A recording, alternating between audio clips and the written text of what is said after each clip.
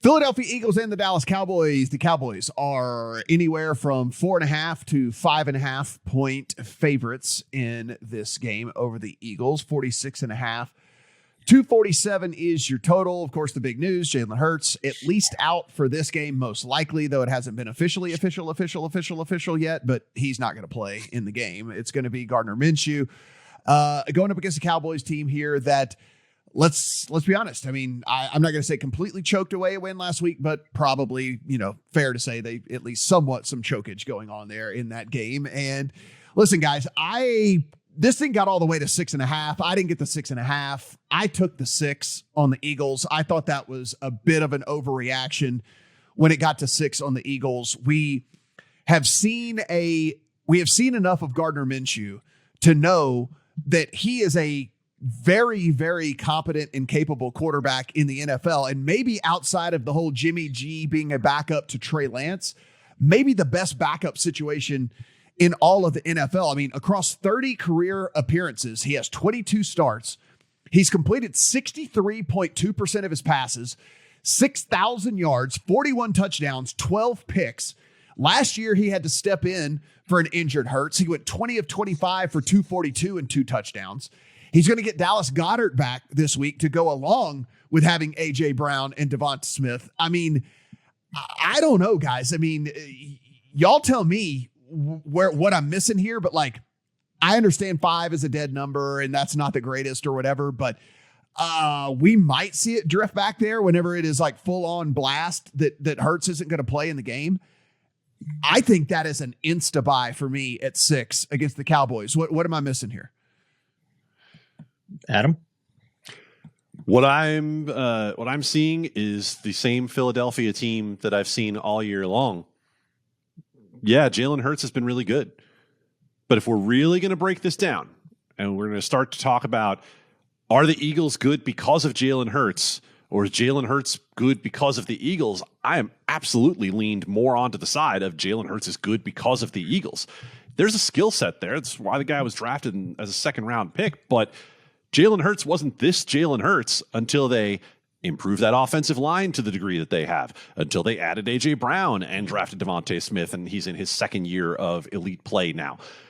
Jalen Hurts has been good, but the last time we saw Gardner Minshew play a full season was 2019, and Gardner Minshew was PFF's 23rd rated quarterback. That's plenty fine when you have the rest of what Philadelphia has around Gardner Minshew. On the other side of this, I don't care what you think about Jalen Hurts. If you've watched the Dallas Cowboys over the last few weeks and you come away thinking that steam of 4 or 5 points is something you're comfortable with Dallas, you are watching different football than I am. And last week I told you guys, you were both on the Jaguars last week, and I said to you, everything about what I'm looking at in my numbers says play the Cowboys.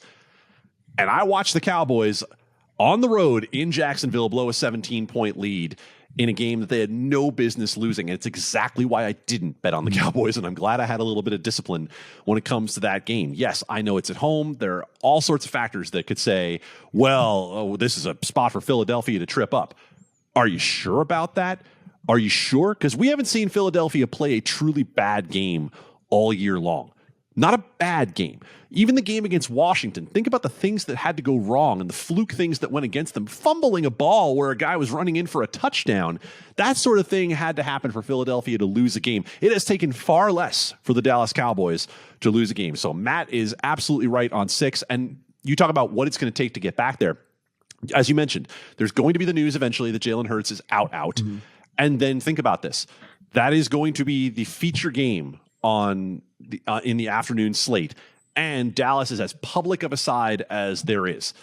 It will not shock me at all if this gets back to 6. And I already have multiple teasers from early in the week with Philadelphia at 7.5. I think I'm probably as invested as I want to be right now, so that I'm not going to take the 5s. But if we get the 6, I don't see how I don't. Stephen, one of the narratives that I've heard already this week is that the offense is going to have to drastically change because Gardner Minshew's a quarterback from Jalen Hurts. And here's my pushback to that a little bit. Yes, there are designed runs in this offense for Jalen Hurts, and he does bring a dynamic that you do not get with Gardner Minshew. However, because Sirianni is sharp, because they have the personnel, when they've had to pass, they have been able to pass as well. So when they play against teams that they can get to through the air, Hurts has games of 333, 340, 285, 243, 380, and 315 passing this year. It's not like they can't pass the ball in this offense, right?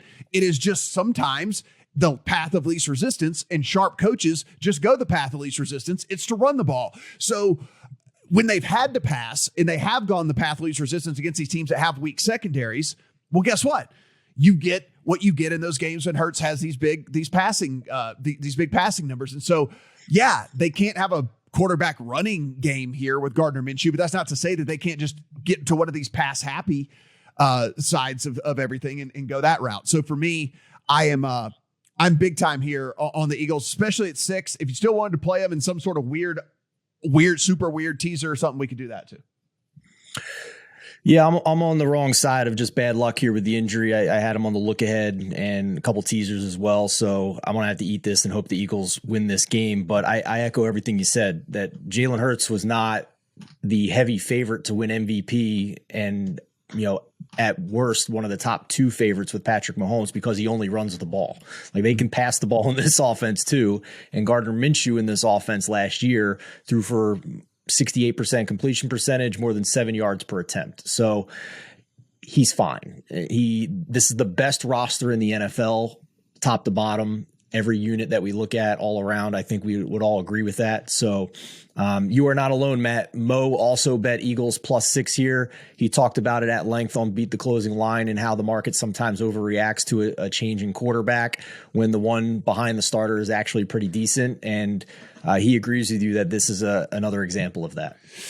Adam, one last thing here. Look, Dak Prescott, I think with this, obviously the offense is better with Dak Prescott than it is with Cooper Rush. Dak Prescott is throwing interceptions at the highest rate in the entire NFL. And I'm not even kidding when I say that. Anyone with 150 pass attempts, like Dak Prescott, has the highest interception percentage of any quarterback in the NFL. And that includes Davis Mills, Matt Ryan, Kenny Pickett, like any of these guys that have at least 150 attempts. He's throwing a pick at a higher rate than any of those guys too. And so, you're likely to get maybe a Dak screw up in this game as well. And this Philadelphia defense is pretty opportunistic. Well, you have Dak Prescott this year in Pro Football Focus grade rating between Jimmy Garoppolo and Daniel Jones. Mm-hmm. That's not exactly what you were paying for when you gave Dak the contract. Now, 150 pass attempts is a very interesting number. I'm going to shout out one of our regular listeners. My friend Chad sent me this stat. It said, Next Gen Stats. Jalen Hurts was running play action at the 7th highest rate in the NFL, 31% of his dropbacks. Okay. Gardner Minshew, minimum 150 attempts. Since 2019, has the highest passer rating in the NFL on play action, 130.7. Wow. A.J. Brown has the 4th most receiving yards on play action. Of course, a lot of that is because offenses were having to respect Derrick Henry, and so he's getting them in that situation. I guess what I'm saying is, you talk about Nick Sirianni being sharp, Matt, and being able to adjust to what works. Well, I think you have that option right there to adjust to, and giving Gardner Minshew that kind of advantage with more motion, with more trickery, and he's a capable NFL quarterback who can utilize those things. One last little thing here we didn't mention. I mean, no Leighton Vander Esch for the Cowboys in this thing, and he's one of the dudes that matters, right? I mean, when there's splits, you look when he's on the field and off the field for the Cowboys, it's pretty drastic, right? What he brings to the defense and things. And again, getting Dallas Goedert back, a guy that can kind of man that middle of the field where Leighton Vander Esch might normally be, not going to be there. There's a lot of things I think still leaning here towards the Eagles as underdogs in this game.